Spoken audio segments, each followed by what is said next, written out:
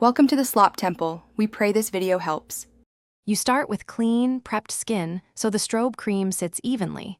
Cleanse, then moisturize and let it sink in for a minute or two.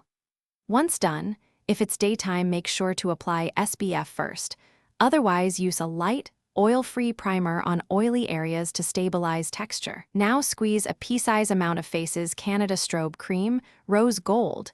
Small product goes a long way, because this concentrated formula reflects light and blends easily without making your base slip. You want to warm the cream between your fingertips for 3 to 5 seconds. That loosens the texture and spreads pigment evenly.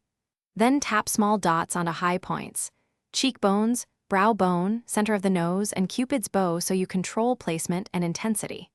Once placed, blend outward with a damp sponge or a synthetic brush using light, stippling motions. This preserves the luminous finish while avoiding streaks. If you need more, layer sparingly to build glow without overpowering. You finish by selectively setting. Lightly dust translucent powder on the T-zone only if shine is an issue. Otherwise, skip powder to keep the glow. Next, mist a soft setting spray to blur edges and meld the cream into the skin for a natural, long-wearing finish. If you see patchiness or patchy separation, don't panic. Rewarm a tiny amount between fingers and retap and blend with a damp sponge.